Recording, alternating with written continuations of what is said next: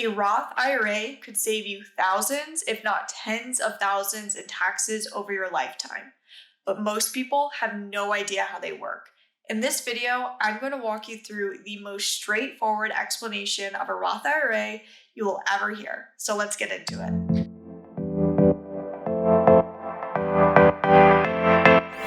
The Roth IRA is one of my favorite accounts.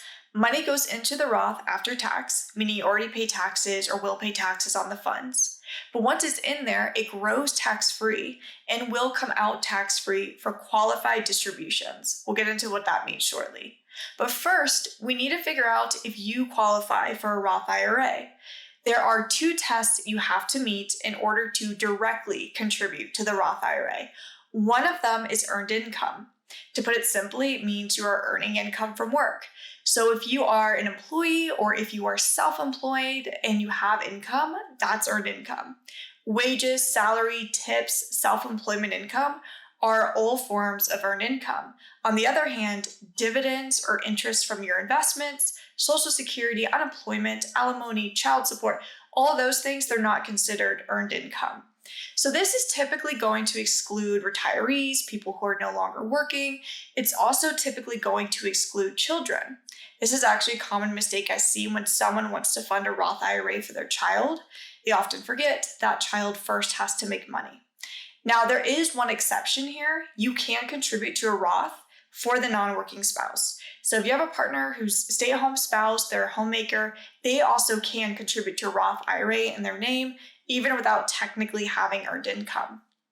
Now, the second test you have to meet to fund a Roth IRA, there is an income limit. If you make too much money, you're actually not able to directly contribute to a Roth. This is for a simple reason. The Roth was created to help the average worker retire. It wasn't created to be a tax shelter for the ultra wealthy. So for example, if you file single for the 2023 tax year, you make more than $153,000, you are phased out of contributing to a Roth. If you're married and filing jointly, that number is $228,000. That's where you're phased out.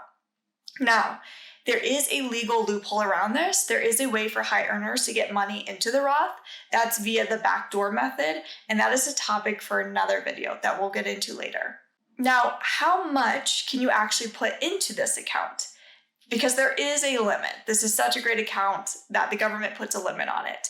But the contribution limits are very simple. For the year 2023, if you are under 50 years old, you can put $6,500 into the account as long as you qualify.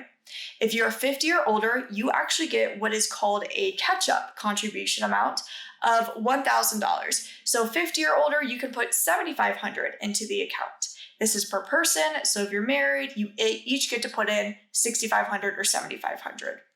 One note here, it's often not relevant, but it's worth saying, you cannot put in more than you make. So for children, if they're starting out, they have a summer job, they made $3,000 for the year, they cannot put in $6,500. They are limited to that $3,000. Now, the tax advantage of the Roth IRA is what makes this account so powerful, and it's what makes this account one of my favorite accounts for financial freedom. Again, the money goes into the account after tax, but once it's in there and the taxes have been paid, the money gets to grow tax-free. This growth is powerful because none of the growth is taken out for taxes. And eventually, typically, hopefully in retirement, money will come out tax-free as well. So for example, if you put in $6,500 and let's just say 10 years passes and it's now worth $13,000, so it's doubled thanks to investment growth, you get to take out that $13,000 completely tax-free. So you had $6,500 in growth, you don't have to pay taxes on as long as it's a qualified distribution. A very important component of this is the investing component.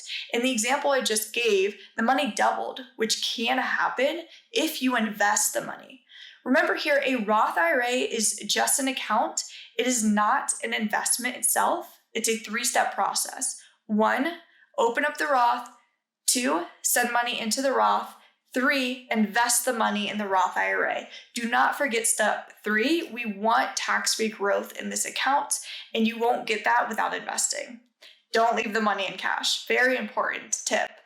On that note, one of the best benefits of a Roth IRA is that you have almost the entire investment universe available to you. So in a 401k, you are limited to what your employer offers you, but in a Roth IRA, you're completely free to pick your favorite index fund, favorite stocks, maybe if that's what you're into, but you really have, again, the entire investment universe available to you. All right, let's get into the fun part now. Taking money out of the Roth IRA. I keep mentioning a qualified distribution. This is the way that you want to take money out of a Roth because this is how you maintain the tax-free status of the Roth. A qualified distribution avoids tax and penalty, which I assume is what you want. It's what you should want. There are a few requirements here that you need to meet to accomplish this. 1, your account needs to be funded for at least 5 years, so there is a 5-year requirement on a Roth. 2, typically what's going to happen is you're going to turn age 59 and a half, and this is when you are free to take money out tax and penalty free.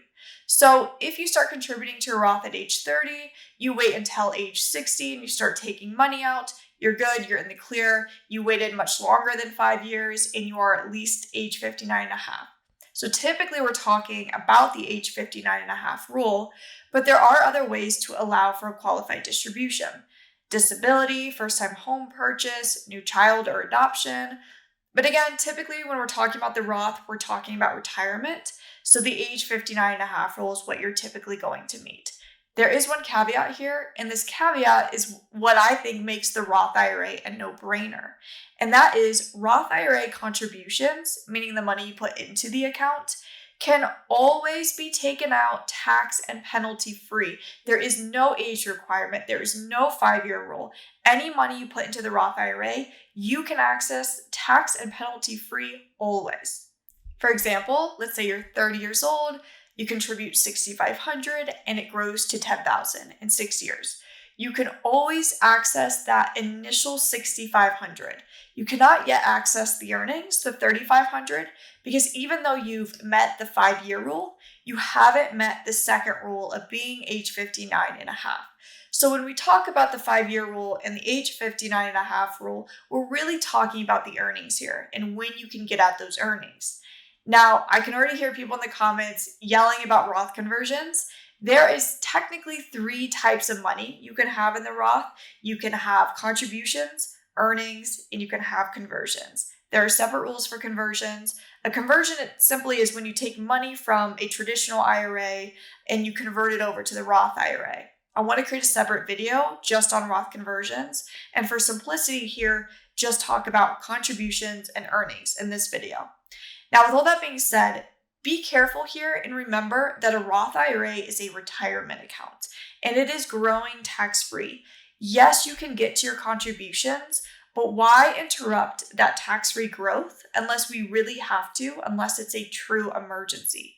View this money as long-term money and let it do what it's intended to do and grow tax-free without interruption. Now, one more great benefit of the Roth IRA is there are no RMDs. When you have money in a traditional IRA, you have what's called a required minimum distribution. At a certain age, right now it's age 73, you are forced to start taking money out of the account. This will never happen with a Roth IRA. You are never forced to take money out. That is a wrap on the Roth IRA. Again, just to summarize, the main advantages are tax-free growth, the entire investment universe available to you. Your contributions can always be taken out tax and penalty free, and you will never be forced to take money out. Thank you for watching the video. If you are interested in wealth building and financial freedom tips, go ahead and hit subscribe so you don't miss out on future videos. Leave a comment to let me know what you thought of this video, and I'll see you in the next one.